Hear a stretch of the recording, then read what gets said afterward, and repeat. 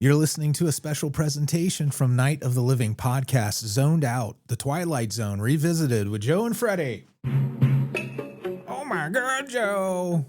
It's Freddy. Hi, Freddy. Just another week on this planet. Another week. It's been a not a bad week. Yeah, we think. How's your week been? When you hear this, I hope it's not a bad week. Yeah. Yeah, my week has been I-8. You know, current events aside, we are every grain here. So certain things that may or may not have come out in the news this morning weren't too good. Oh boy, I didn't even look yet. Yeah. We record this in advance, but we just heard about the Venezuelan president being captured. I don't know what phrase to use What? Yeah, it's insane. You have a big story to catch up on when we're done, Joe. Oh man. What happened last night? Sorry to break the news to you, but of course, if you're listening to this, you're like, that's old news. Psst, who knows where it's at by the time you hear this? We'll just hope for the best. The Mind and the Matter is this week's episode. So we're going back to the past again, where things are safer, slightly. Let's forget all these other things of madness that's going on, and call it some escape into fantasy. Yep. We'll visit the madness of 61. This episode came out May 12th that year. 5th of 9 episodes, directed by Buzz Kulik, who did King 9 Will Not Return. Bunch of others, but that's where, if you want to listen to our podcast, King 9 Will Not Return, we get more into Buzz Kulik. Twilight Zone powerhouse, written by Rod Serling. The setting for this one is the Park Central Insurance Company, its offices, its cafeteria, our main character Beechcroft's apartment, and a subway station and train, which I think was all a set, including the train. I think it just had that vibe.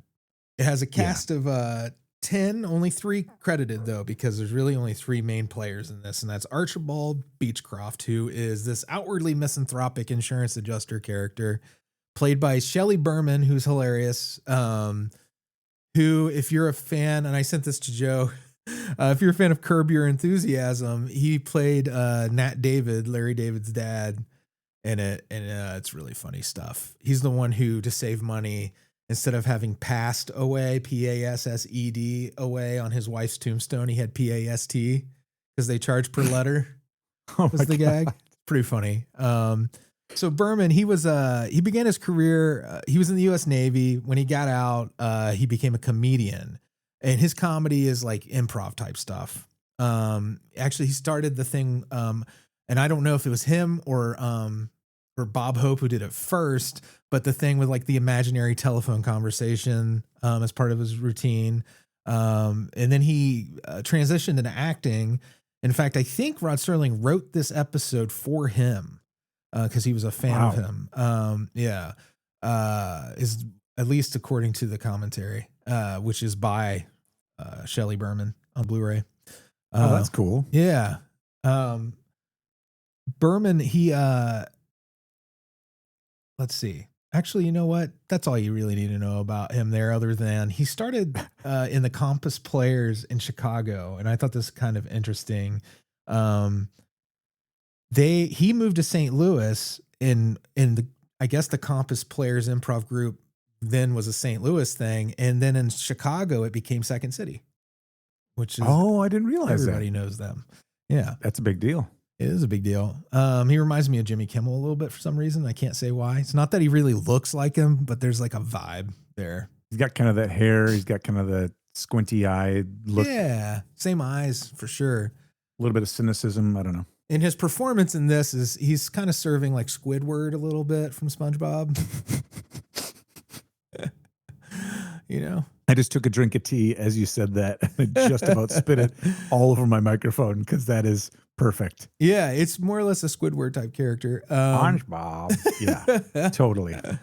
Rogers, this is the other one of the trio of characters that are important here. This is Beechcroft's kind of nosy, pushy coworker who is there to be boss, isn't it? Is he his boss? I was wondering. Think so. Yeah, he might be, but the way that Beechcroft responds to him doesn't feel like the way you would talk to your boss. I don't know. Yeah.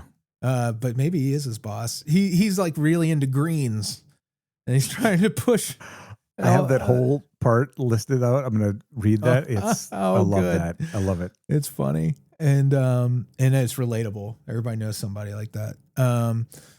First of two appearances by Chet Stratton. He plays the guide in the episode Miniature, which we'll get to later in our series.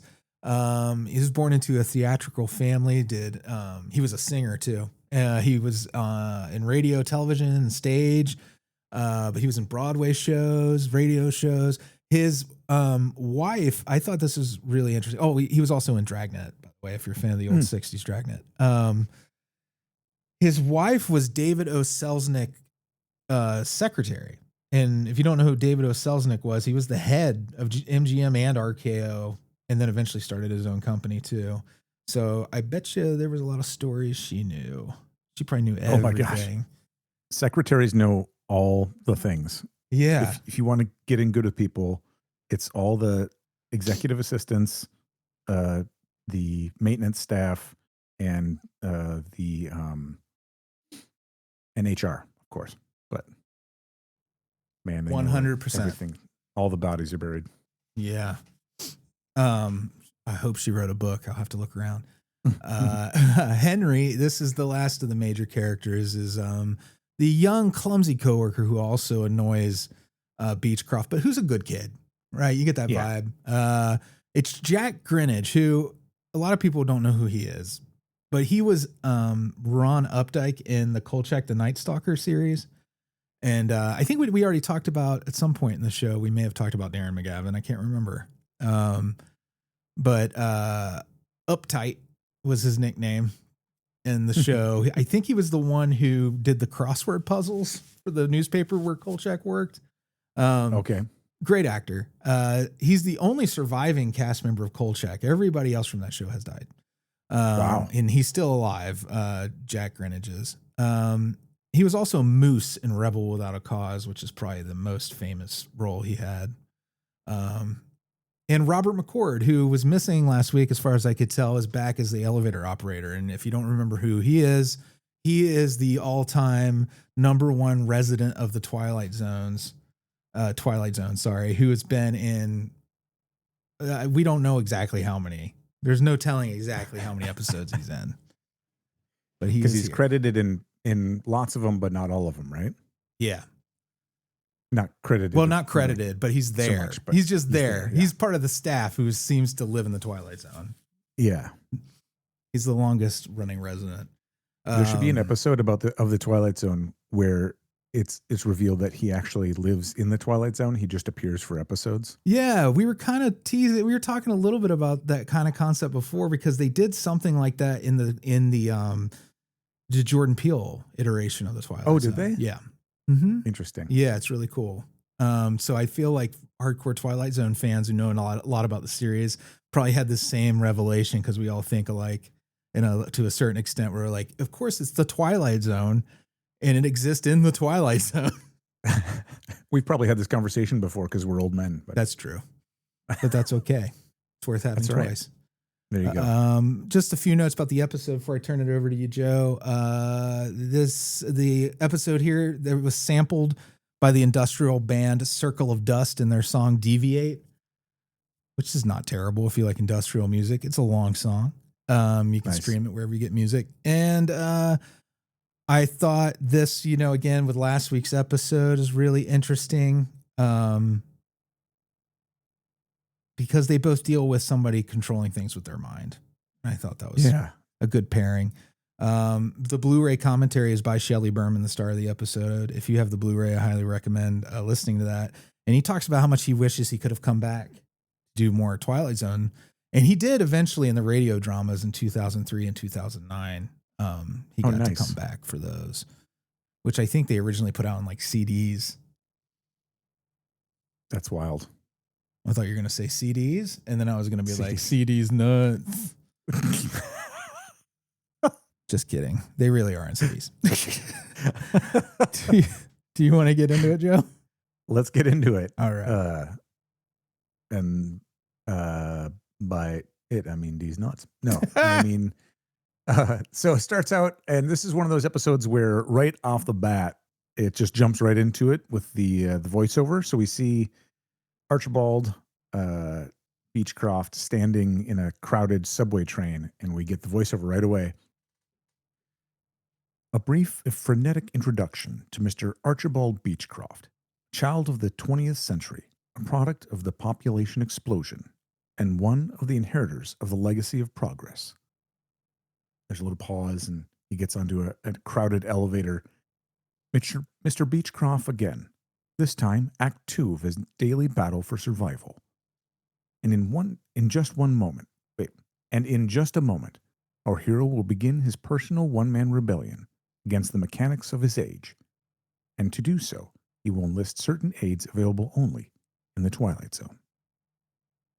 So, we get introduced to Archibald Beechcroft. He is a misanthrope, which I've heard before, but I had to look up, and just means somebody who just doesn't like people. Yep. I've known a lot of misanthropes in my life, so I had to know what that word was. Because I remember after a certain point, you're like, there's a word for what you are.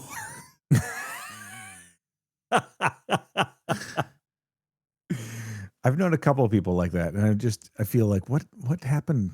Why? I'm sorry that life sucked so much that you hate people. Well, yeah. Also, it is kind of also relatable in a way where you're everybody sometimes is like that, but I think like you can hit critical mass with your misanthropic feelings, where you become totally antisocial. You can be a person who has a bad day, but then you meet those people who have a bad day every day, and it's like, well, yeah, the common thread is you. So. Yeah. So he gets a little bit annoyed. He's at his desk, and there's a intern, Henry, the younger guy, handing out coffee in this busy insurance company office. And he swings around, and Henry swings around and spills coffee all over Beechcroft's suit. And he's like, "You clumsy clod!" He insults him, gets all pissed off, and Henry apologizes up and down and kind of moves out of the way. And Beechcroft is just like irritated and like kind of grumpy and cranky. And they're the worst designed coffee cups. In the 60s, they had the worst disposable coffee cup design you can imagine. It was like as you're intending to spill coffee on people. It's no lid. Yeah. They are thin cardboard. They're not insulated, so you can't touch the actual cup because it's too hot. And how they dealt with it was they loosely glued on a paper ring that you could unfold on the side and hold it like a regular coffee cup. But the paper ring was like not very strong. So it was made to get coffee on everything and everyone. Oh my God. I used to work at a overnights as an IT guy for a grocery distribution company, and I worked in like the central office, and they had a cafeteria, which is like an old cafeteria, and they had those cups, and I was like, these cups suck. It's like you can't really hold these paper handle, and it was only good for holding water because you put, like you said, anything hot in it, and you would be risking burning yourself in every movement. And it was like there were like weirdly shaped so that like it wasn't like it was intended to hold the coffee in. It was like try and fit as much liquid as possible, but I don't know. They were horribly designed. I think they were just lined with wax. So the wax, if I remember right, would also melt and end up in your coffee. Like the reason I remember these is because I've worked for companies that are cheap enough to have still used those cups. Use them, yes. Yeah. So he gets all pissed off. He gets some aspirin out of his bottle out of his desk. I assume it's aspirin and not like, some sort of opioid. Yeah. And goes into the bathroom, and he apparently has taken it and tosses the little paper cup away. And there's a bench in the bathroom. He like just sits on the bench. Yeah. And I'm like, wow, that'd be nice. Yeah. Well, don't you remember growing up and it felt like as boys in your like the ladies' rooms would have like couches and shit in them at some nicer places? Oh my God. They would have like couches and chairs and beds, and I'd be like, how come? And then I was like, oh wait, guys are terrible slobs and disgusting. So well, that's part of it. But I also think it's the social part of where they're like, who goes to the bathroom together? There's this like preconceived notion that women go to the bathroom together. And I think maybe they're like, well, we're going to make it more of a social environment Right. And guys are like in there ripping farts and like laughing at each other's bodily functions and want to get in and out of there as fast as possible. Half of them aren't even making it to the potty or bathrooms, are just ripping it over wherever they want. And Yeah, because once you're in the bathroom, all's fair game. Gross. So he's sitting on the bench, being a sad sack, and his boss, Mr. Rogers. I love Mr. Rogers. I can't think of anyone but Fred Rogers when somebody says that. But what a saint of a person we think, I unless something came out since we recorded this. God, I hope not. Cannibal. And so he starts asking him about, if he's eating right, if he's getting enough sleep. And he's one of those people who gives that totally unsolicited advice, which, full disclosure, I have been that person. Me too. Trying not to be that person real hard.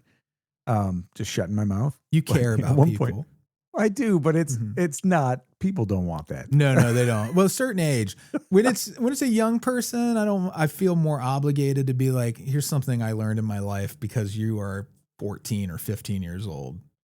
Right. And as you're elder, I feel like I need to tell you, I see you doing this thing. Yeah. But to another adult, no, that's a definite no from me from now on for the rest of my life, ever since I was probably in my 20s. Yeah. Yeah. Well, I'm almost 50 and I just learned it. So, so at one point I just took down the snippet of it. Rogers is like, why don't you pull yourself together, man? Get some sleep at night, eat regular meals, lots of milk and fresh vegetables, greens. Oh, you can't beat those greens for vitamins. I'm a spinach and lettuce man myself. I'd even have them for breakfast if people wouldn't look at me a little tilt. But the power's in the greens, Beechcroft. The power's definitely in the greens. He says it just like that, like, oh, we can't beat those greens. And you can tell he's like, he'd had some of that voice training of some sort where he was like, he's so funny. Oh, it was great. And I just can't beat the green. He's a spinach and lettuce man himself. And I'm like, iceberg lettuce, man, that's not a green. That's like just water in solid form. I like to think it cleans your colon out a little bit. Right. It's got fiber. Isn't iceberg at least is fibrous? It's a fibrous material that is good for you in that respect. Or is it just a waste of food? Honestly, I don't know officially, but it has always, since I was like a teenager, I've been like, what's the point of this? There's no flavor. I want to see if there's any nutritional value to it. I would be curious. I'll look it up while you I switched to romaine years ago for that reason, just because it has something and at least has some crunch, We did spinach forever. Yeah. Until eventually it just got boring. So now I get different mixed bags of greens depending on whatever. But I am really you can't beat those greens for vitamins. Iceberg does have nutritional value. It gives you small amounts of vitamins K, A, and C, and folate, and minerals, potassium, calcium, and iron. It is less nutrient dense than darker greens like spinach and romaine due to its higher water content. There you go. There you go. So if you want a little more water with your greens, iceberg is the way to go. There you go. Just like an iceberg, it's water frozen into solid form. I don't normally eat Wendy's. Every once in a while. You do? But what I've noticed is they have changed from that beautiful crisp leaf of whatever the hell they were using before. It may have been romaine, and now they just have shredded lettuce. Wilted, disgusting shredded lettuce, like every other cheap ass fast food restaurant that puts lettuce on something. Yep. They used to have. Do they still have potatoes? Yeah. Baked potatoes. I worked at Wendy's when I was a teenager. Yeah. Yeah. Yep. Did you enjoy your experience? It was all right. I mean, in hindsight, as an adult, you're like, I'm glad I did it. Yeah. At the time, I remember a bunch of people when I was a teenager worked at Subway, and they were like, there's only certain things you should get at Subway, and none of it should be any of the meats. Well, back then it was Subway meat. Supposedly now is not what it was then, but back then it was very processed. Oh, like they're like, if you saw how this came into the store, they're like, you would not eat any of it. Yeah. And I'm like, really? Just a bunch of cold cuts floating in water, basically, I think. is what it basically was. Yeah. I took it to heart and I stopped eating. I eat turkey, but then I'm like, because I would always ask them, like, wait, I eat turkey. Is that okay? And they'd be like, that's probably the least offensive of them. And I'm like, okay, all right, I'll stick with turkey. Yeah. And it doesn't matter. Anyway. Okay. So where were we? We were talking about greens. Yep. Greens. So Rogers continues asking him, hey, do you eat greens? Do you drink? And he's kind of pushing him about his diet. And Beechcroft finally is just like, you know what? I don't like being pushed around, like herded like cattle, being in these crowded conditions and the noise out in the office. He's like, if I had my way, I would just eliminate everybody. I hate people. The people are the problem. Very reminds me of if you're a 90s kid, Clerks. What's his name who ran the video store next door? Yes. Oh God, what was his name? Yeah, I'll look it up for you. You got a story to tell. Whoops, I dropped shit. Rogers is like, you're mad, as in crazy, and he's like, meh, enough with you. So he gets out. Then Beechcroft is in the lunchroom for cafeteria for lunchroom. Randall, by the way, was the clerk played by Jeff Anderson. Got it. And Henry apologizes. Dante. Yeah, Randall and Dante, right? Yep. Man, I'm so distracted. We both need Ritalin. I actually enjoyed the last Clerks movie. I haven't Clerks seen it. 3. Yeah. So if you've seen the other ones, it's worth finishing the trilogy. It has reps up nicely. Anyway. So he's in there, and Henry apologizes to Beechcroft for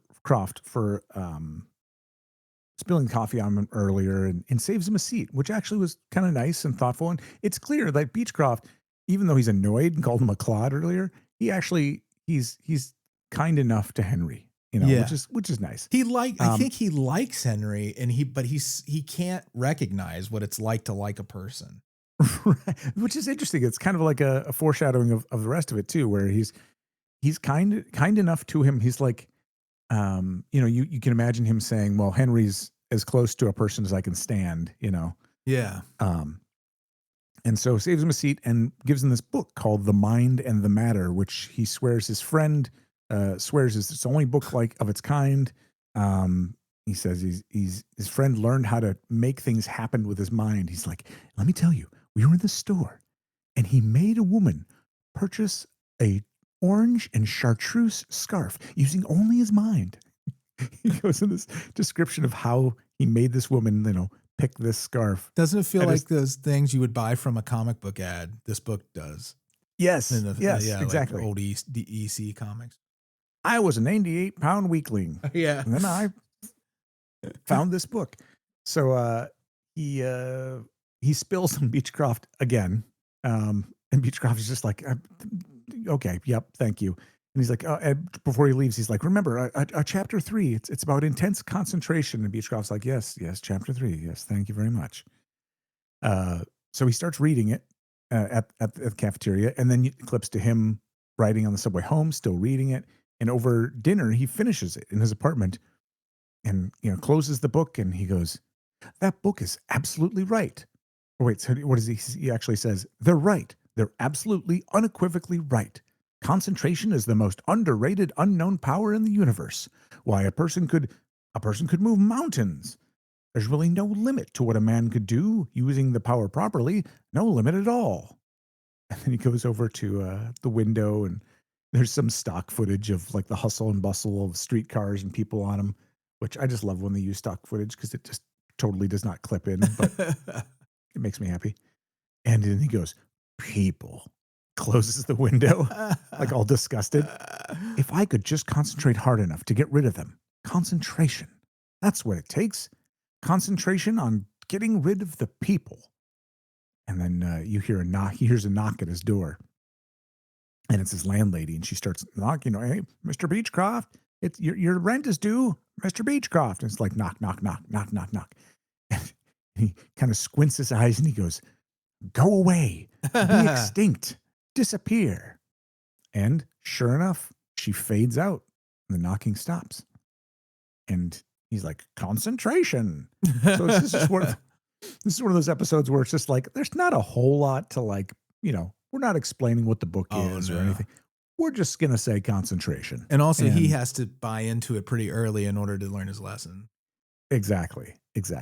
So the next day, he gets up and he's in the subway station, crowded with people, and he concentrates, and everyone disappears. And he gets on the empty subway train and takes it to his empty office with all the doors opening for him. And he's just so happy. He's so pleased for about, an hour or so. And you see him like do his work, which again, ain't nobody there. Why are you doing your work? But, that struck me as really weird too. Yeah. Where I'm like, I guess he's still purpose driven. I don't know how. Well, what's interesting is it does kind of tie into the next piece of it, which is a few minutes later, like he's getting bored, he makes paper airplanes. He's like got nothing to do. And he starts seeing reflections of himself that are talking to him about, oh, aren't you happy? And he's like, well, but you're bored and lonely. And he's like, no, I just need some diversions. And he goes like an earthquake. and suddenly everything shakes. And he's like, or an electrical storm. He doesn't say a thunderstorm. He says electrical storm. And you hear in the background. And he's like, nah. And then he's just sitting there. And he starts getting bored and glum again, as my notes from Wikipedia say. He glumly rides the empty train subway home. And it just hasn't even been a whole day. And he's like all, sad and lonely again. And as he's leaving the subway station, he sees this poster of a woman. It's like for an ad for a perfume. And he comes up and he like draws a mustache on her. Like, oh, I'm getting away with something. And then he kind of looks around like, isn't that funny? And I love that he first looks around to see if anybody's watching him. And again, there's no one around. So then he draws it in and then he kind of grins like, oh, look what I did. And then you see his face kind of fall as he realizes, oh yeah, there's nobody here to see what I did here either otherwise. So again, he goes home. He's taunted by his reflection about, how lonely he is. And he starts arguing with it. And he says, well, the problem is I just need people like me. I was like, oh man, no. And his reflection is basically the same reaction, like, oh, that's a great idea. Yeah. There's people like you. So the next day he populates everything with people who are him exactly. And it's a bunch of people who are like antisocial and crabby and mean. And it's pretty funny. There's some, most of it's just kind of gags of showing him in different clothing and stuff like that. But there's one moment that really struck me where he's getting on the elevator, and as he's getting on the elevator, everybody's got to look like him, right? I didn't notice the first viewing. It just kind of blew past me. The second viewing, I was watching on a bigger screen, like closer, and realized everybody except for two characters in the elevator is wearing a mask that looks like him. And the masks don't fit the people's faces. So they're just kind of hanging off there like a Michael Myers mask. So the eyes are hollow and the mouth is hollow and you can see kind of the neck flaps. It's just creepy looking, super creepy. But you probably wouldn't have noticed that detail, like the first time viewing it. On a tube TV. But man, you watch that Blu-ray 1080p quality and it's super creepy looking. And then, he's on the elevator and you see him dressed as a woman, which they didn't change much of anything. They just put women's clothing and did his hair up. It was very lazy, but I think that was the point, was to make it kind of a joke. Like, right. And they didn't milk it. It was just a quick thing to show that even the women are him. Yeah. Will you please get off my foot, you ugly little man? And then he gets up into the office and everybody's complaining just like him about how everybody's, too much noise, and each one of them is complaining differently, and he's jumping to the the people who are stacked one after another, and then one of them has a mustache, and he's complaining about how everybody else is talking about everything and not getting anything done. It's just like, oh, it was almost hard to watch because it was so, when you're around people like that, it's exhausting. So Yeah. um and so he gets to the point where he's like, all right. And he's talking to his reflection. He's like, just put everything back the way it used to be. He finally accepts, okay, I didn't like it, but it's better than all of this, because, he has to admit that he had it wrong, and the world returns to the way it was. And he comes in, and Henry spills coffee on him again. And Beechcroft kind of forgives him in kind of a kindly way. And you can tell Henry's a little like, are you okay? But he doesn't say that. He just kind of stands there for a second. And then he asks Beechcroft about the book. And Beechcroft is like, well, I am, again, in his misanthropic way, he's like, it's kind of a lot of pap. I mean, it was interesting, but totally unbelievable, which is the joke because he totally believed in it and was convinced by it. So, and then that's basically it. And we get the Mr. Serling's voiceover at the end. Mr. Archibald Beechcroft, a child of the 20th century, who was found out through trial and error, and mostly error, that with all of its faults, it may well be that this is the best of all possible worlds, people notwithstanding. It has much to offer. Tonight's case in point, in the Twilight Zone. I love how I this should say- ties in with last week so much. Oh, go ahead. Joe. Yeah. Oh, I like the case in point. I feel like that's a catchphrase for Serling. Oh, He uses that definitely. one a lot, but Definitely. yeah, it's all very in the mind, right? Yeah, it's so much, and it blends other. There's elements of Time Enough at Last, Yeah. and other themes that it's just fun how in some ways, when Twilight Zone to me is at its best, it's like Taco Bell where everything's just made out of the same 5 or 6 ingredients, and it's fine. They know the fundamentals, are there, and that's what matters. Yeah, there's more fast Yeah. food for you today. I figure it sticks with our theme of fast food. Yes. After the Yes. Wendy's talk, but It's the same ingredients, just rearranged differently and give you a slightly different perspective, right? Yep. And last week I think I mentioned that it ended with a promo for Ed Sullivan. I might have been thinking about this episode. They may both have. Really? I don't know. Yeah, Okay. I'm not Yeah. sure. I just thought I'd mention it in case it was sticking to anybody's craw. They're like, wait a minute. I've heard the kind of interstitials of that before, where it's actually Ed Sullivan's voice, and he's like, "Remember to watch my show." And, Yeah. or that might be Lorne Michaels. I don't know. Not too dissimilar. Yeah, yeah. And then next week's episode is, "Will the Real Martian Please Stand Up?" I think this is definitely in it's for sure my top 10, Same. probably my top 5. It's so fun. It's a lot of fun, and it's kind of clever. It's got some smartness to it. It's got a great reveal. It's a classic. Tone. It has like 3 different tones throughout the episode too. Yes, It handles them yes. really well. Yeah, I like the characters. I like the I like all of it. I'm looking forward to it. Me too. Thanks so much, Joe. Thanks everybody for listening. Yeah, thank you.